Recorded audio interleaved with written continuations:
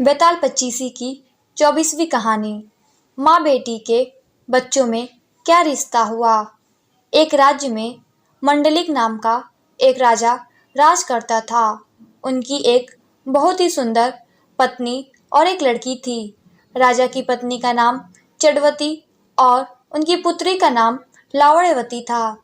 कुछ समय बाद जब लावण्यवती बड़ी हुई तो उसके विवाह का समय निकट आ गया। अतः राजा मांडलिक के निकट संबंधियों ने छल से उसका राज्य हड़प लिया। राजा और उसके परिवार को राज्य से निकाल दिया गया।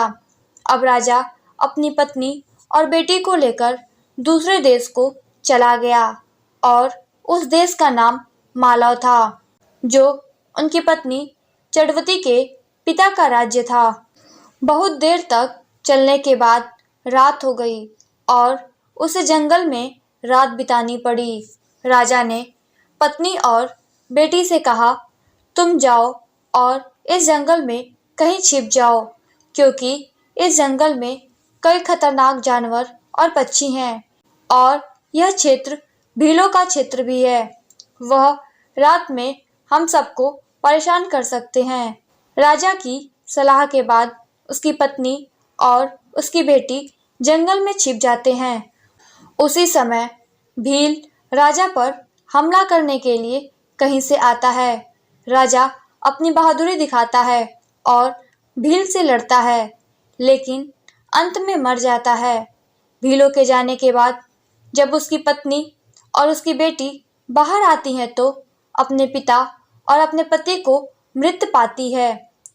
राजा के शव को देखकर दोनों बहुत दुखी होती हैं।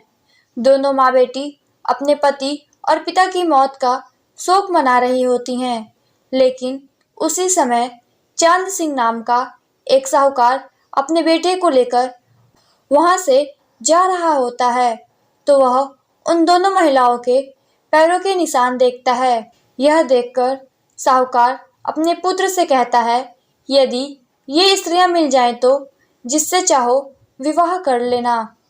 पिता की बात सुनकर बेटा कहता है, पापा, छोटे पैरों के निशान उम्र में भी छोटे होंगे, इसलिए मैं छोटी टांगों वाली से शादी करूंगा।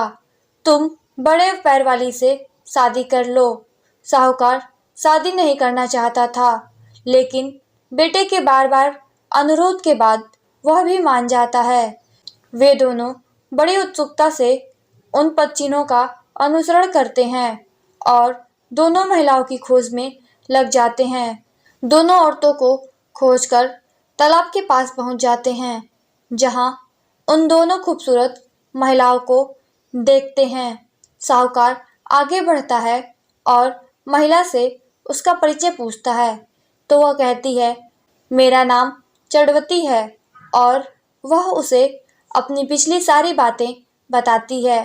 रानी चंद्रवती की कहानी सुनकर साहूकार दोनों महिलाओं को सहारा देने के लिए अपने घर ले आता है। संयोग से रानी चंद्रवती के पैर छोटे और पुत्र लावण्यवती के पैर बड़े होते हैं, इसलिए साहूकार के पुत्र का विवाह रानी चंद्रवती और साहूकार की पुत्री लावण्यवती से होता है। इसलिए साहूकार के पुत्र का विवाह रानी चंद्रवती और साहूकार की पुत्री लावण्यवती से होता है। उन दोनों के बाद में कई बच्चे होते हैं। बेताल पूछता है, बताओ राजा, माँ बेटी के बच्चों के बीच क्या रिश्ता होगा। इस प्रश्न से राजा विक्रमादित्य भ्रमित हो जाते हैं। काफी देर तक सोचने के बाद भी उसे सही जवाब नहीं मिलता, इसलिए वह चुपचाप चलता रहता है। यह देख बेताल कहता है कि राजन, तुम मुझे उत्तर न दो तो कोई बात नहीं, मैं आपके साहस और सहनशक्ति से बहुत प्रसन्न हूँ। वादे के मुताबिक मैं आपके साथ शमशान घाट तक चलने को तैयार हूँ। आप मुझे शमशान में उस योगी के पास ले जा सकते हैं, पर मेरी एक शर्त है कि जब योगी को मेरे सामने झुकना पड़े और जैसे ही वह मेरे सामने झुके, तुम अपनी तलवार से मेरा सिर काट देना और फिर तुम पूरी पृथ्वी के चक्रवर्ती सम्राट बन जाओगे। दूसरी ओर यदि आप उसका सिर नहीं काटेंगे तो योगी आपका बलिदान करेगा और सिद्धि प्राप्त करेगा। यह कहकर बेताल पचीसी चुप हो जाता है। तब राजा विक्रमादित्य योगी के पास पहुंचते हैं। तो रिश्ते का क्या हुआ, राजा विक्रमादित्य और बेताल की एक अद्भुत कहानी का अंत होता है। दोस्तों, इस कहानी से हमें यह सीख मिलती है कि हमें कभी भी सच्चाई जाने बिना कोई निर्णय नहीं लेना चाहिए। जब तक हमें किसी चीज का पूरा ज्ञान नहीं हो जाता, तब तक हमें किसी भी चीज के निर्णय पर नहीं पहुंचना चाहिए, क्योंकि आधी जानकारी बहुत खतरनाक होती है। यह हमें बाद में बहुत परेशान कर सकती है।